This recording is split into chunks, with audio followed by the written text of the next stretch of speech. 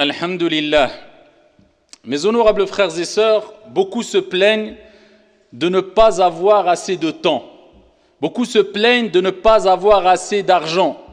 Beaucoup se plaignent de leur état physique, de ne pas avoir une bonne santé. Beaucoup se plaignent tout simplement.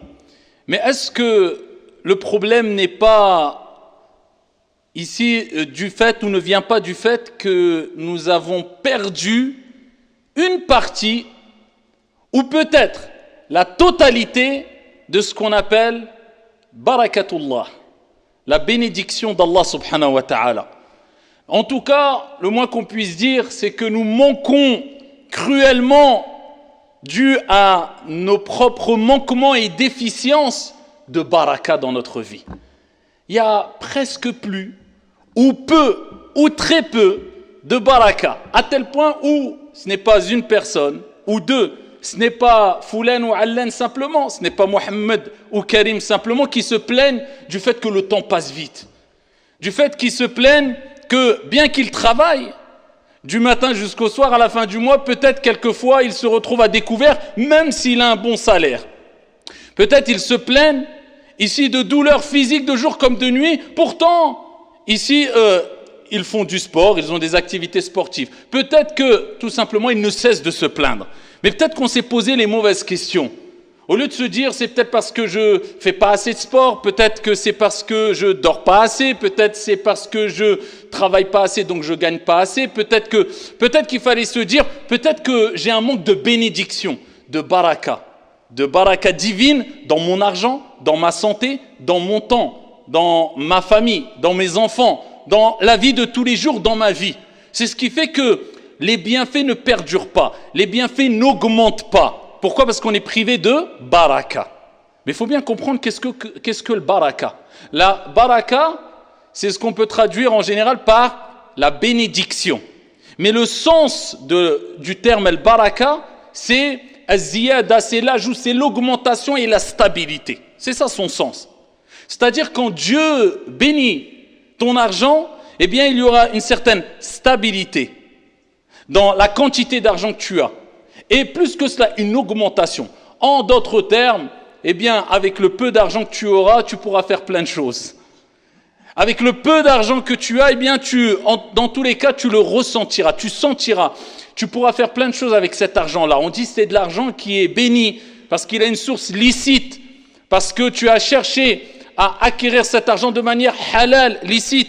Et à côté, tu as des actions qui satisfont et qui ont satisfait ton Seigneur Tabaraka wa Ta'ala, qui a fait que Dieu a béni ton argent. Il y a des gens, voilà, il pèse pas 100 kilos, c'est pas 100 kilos de muscles, hein. Il est tout fin, tout maigre, tu le vois miskin, comme on dit, il paye pas de mine, mais par contre, Allahumma barik, va faire le hajj avec lui. Wallahi, tu fais juste 3 tours du tawaf, tu es peut-être fatigué, et lui, il fait tous les jours de tawaf, plein d'énergie. Et on voit cela sur les personnes très âgées, quelquefois au pèlerinage. Pourquoi ? Moubarak. Il est béni. Sa santé est bénie. Bien que toi, tu sois jeune, tu es 30 ans, Wallah, tu ne tiendras pas avec lui salat al-tarawih qui durera peut-être quelquefois dans certaines mosquées pendant 1 heure, 1 heure et demie. Pourquoi ? Moubarak, al-baraka dans sa santé. Alors qu'il a peut-être 80 ans. Mais toi, tu as besoin d'une chaise. Ou alors tu trouves 1001 excuses pour ne pas prier salat al-tarawih parce que tu commences à avoir mal aux jambes. Pourquoi ? Manque de baraka. Dans ton argent, il y a des gens qui touchent vraiment un minimum. Mais tous les jours, tu l'entendras dire « Alhamdulillah ». Et tu verras tout ce qu'il a fait avec son argent quand il arrivera à 40 ans, 50 ans, 60 ans. Il a fait le hajj, il a fait l'umrah, il a peut-être payé le hajj pour ses parents. Il a fait plein de choses. Il a éduqué ses enfants, il a eu plein d'enfants. Il a une personne qui a un salaire de je ne sais combien, 4 000, 5 000 euros. Peut-être qu'il n'aura pas fait le tiers de ce qu'il a fait. Tu n'as pas fait ton pèlerinage, Yahri ? Ouais, mais tu sais, il faut mettre de côté parce que tu touches 4-5 000 euros, mon frère, et tu as voyagé partout, mais tes voyages, qu'est-ce qui te reste de tes voyages qui ne sont pas illicites en soi-même? Mais c'est des voyages simplement pour acquérir un certain repos mondain. C'est bien en soi, mais la priorité, elle était où? Elle n'était pas dans ton pèlerinage. Mais pourquoi tu ne l'as pas fait? Pas de baraka. Donc il va quitter ce monde alors qu'il avait de l'argent pour faire des choses bénies, parce que le pèlerinage, c'est un endroit béni, et tu fais des choses bénies, et ici, il a mis en priorité ad-dunya. Donc, comment avoir cette baraka? Eh bien, il y a plusieurs moyens d'avoir cette baraka. afin de ne plus faire partie de ces personnes-là, comme je vous ai dit, qui ne cessent de se plaindre parce qu'ils ne ressentent rien. En fait, dans tout ce qu'ils font, il n'y a plus de goût, il n'y a plus de plaisir, ça ne dure pas, il n'y a pas de stabilité et il n'y a pas d'augmentation. C'est comme s'il y avait des trous dans ses poches. Tous les projets qu'il entreprend, ça n'aboutit pas, il n'y a pas de baraka. Comment atteindre la baraka de façon très résumée? Plusieurs manières, on pourra en parler plus d'une heure facilement. Mais de manière très rapide, incha'Allah ta'ala. La première des choses est dua, l'invocation. Demandez à Allah subhanahu wa ta'ala, car c'est Dieu, c'est une bénédiction divine. C'est Dieu qui accorde le baraka. Dans ta santé, dans ta vie, dans ta famille, dans tes projets. Tu as besoin de baraka. C'est le tampon de réussite. C'est l'agrément. Allah et tes projets, ils iront pas loin. Vous avez vu des gens qui sont dans l'illicite quelquefois. Ils ont beaucoup d'argent, tu dis celui-là. Mais t'entends 2 ans après, il est où?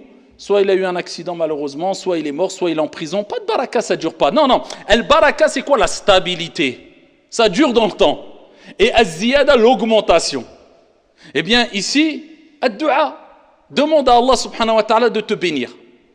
Oh Allah, bénis, même en français. Oh Allah, bénis mon argent. Oh Allah, bénis ma santé. Oh Allah, bénis ma science. Oh Allah, bénis mon épouse, bénis mon époux, bénis mes enfants. Oh Allah, bénis mes projets. Oh Allah, j'ai besoin de ta bénédiction. Ad-du'a.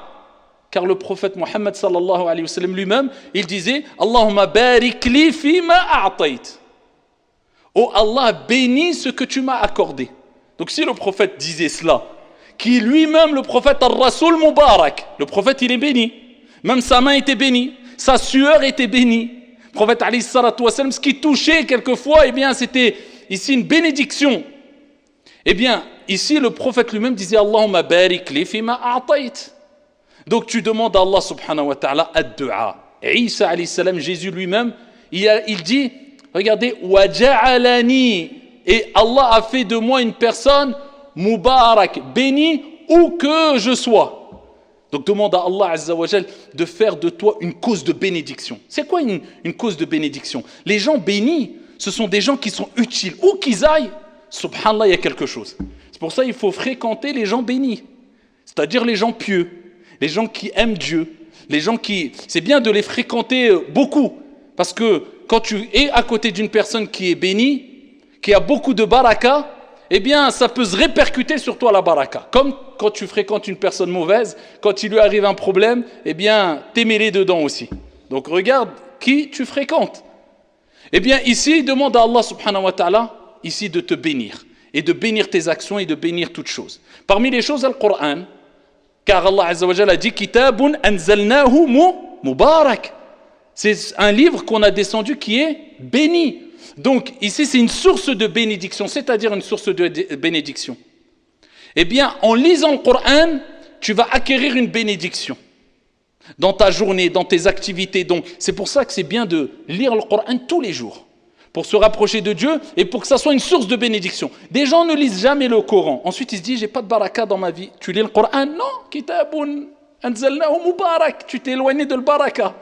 La lecture du Coran. Le matin, salat al-fajr.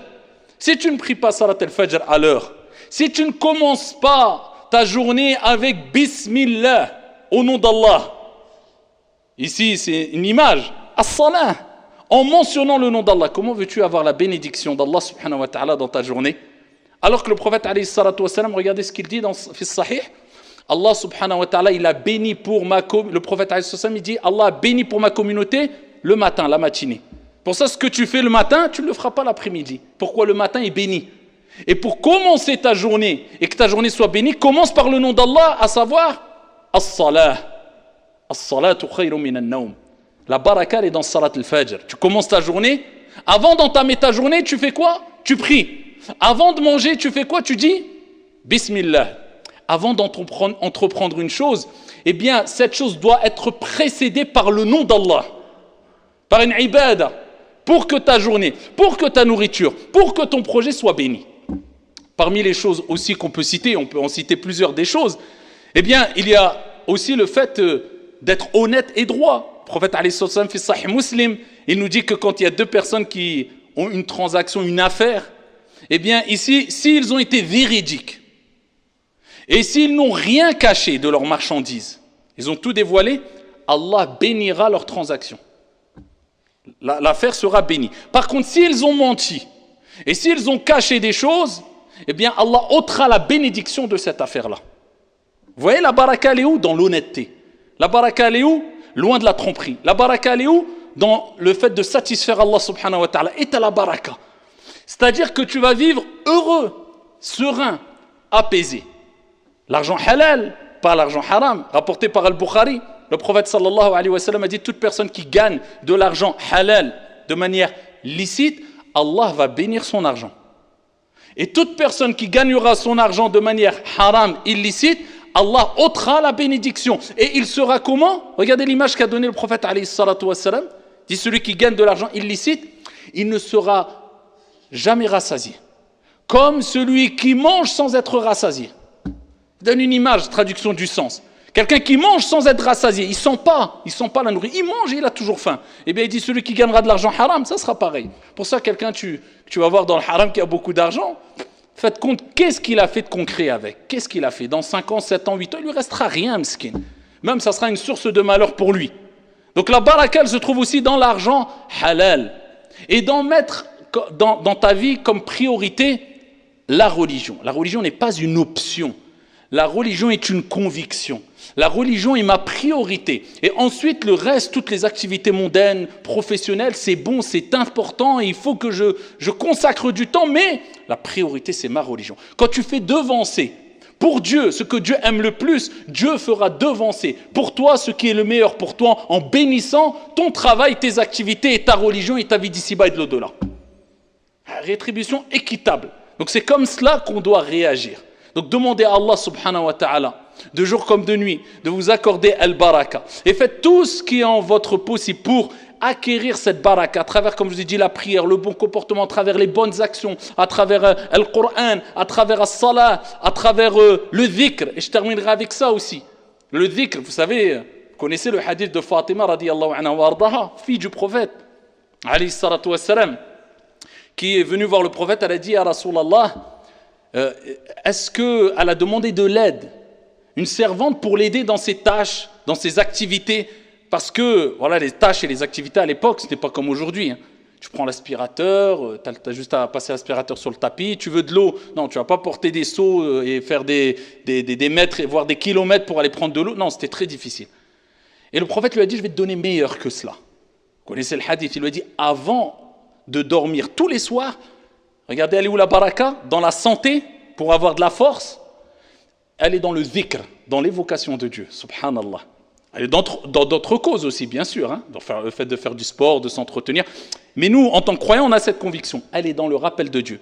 Il lui dit, avant de dormir, tu dis 33 fois subhanallah, 33 fois alhamdulillah et 34 fois Allahu Akbar. Eh bien, après qu'elle ait mis en application cette recommandation prophétique, eh bien, elle n'a plus eu besoin d'aide. Alhamdulillah. Elle a eu une bénédiction telle que, eh bien, elle se suffisait d'elle-même. Elle n'avait plus besoin d'aide pour ses tâches ménagères et elle avait une facilité. Ça, c'est un conseil qu'on a à donner pour les hommes et pour les femmes, et particulièrement les femmes qui se plaignent quelquefois en disant « j'ai trop de tâches, de responsabilités à la maison, les enfants, etc. » Eh bien, est-ce que tu as béni ta journée? Est-ce que tu as fait les causes pour que ta journée soit bénie? Est-ce que tu as fait du dhikr? Est-ce que tu as commencé par la prière à l'heure? Est-ce que tu as fait tes invocations du matin? Est-ce que tu as fait tes invocations du soir? Est-ce que tu as lu le Coran en priorité pour qu'il y ait une bénédiction dans ta journée? Si la réponse est oui, eh bien t'inquiète pas, ça va se faciliter pour toi. Les choses vont s'arranger. Si la réponse est non, eh bien c'est de ta faute. Tu as cherché où il ne fallait pas chercher l'aide et l'assistance et la force physique. Eh bien, Ali ibn Abi Talib, son mari, il a dit depuis ce jour-là, je n'ai plus jamais délaissé cette invocation. Ali ibn Abi Talib radiyallahu anhu wa arda. Et pour terminer, et là je termine vraiment, n'oubliez pas, c'est taqwallahi tabaraka wa ta'ala qui est très important, à savoir s'éloigner des péchés et obéir à Allah au maximum. Plus tu obéiras à Allah, plus ta vie sera bénie. C'est pour ça qu'Allah dit dans le Coran وَلَوْ أَنَّ أَهْلَ الْقُرَىٰ آمَنُوا وَاتَّقَوْا لَفَتَحْنَا عَلَيْهِمْ بَرَكَاتٍ مِنَ السَّمَاءِ وَالْأَرْضِ وَلَكِنْ كَذَّبُوا. Allah a dit, si les habitants des cités avaient cru et étaient pieux, avaient adoré Allah, avaient obéi, nous aurions certainement ouvert pour eux les bénédictions du ciel et de la terre. Mais ils ont démenti, alors on les a saisis pour ce qu'ils avaient acquis. Donc la baraka elle est dans l'obéissance d'Allah subhanahu wa ta'ala. Wallahu ta'ala a'la wa a'lam wa ahkam.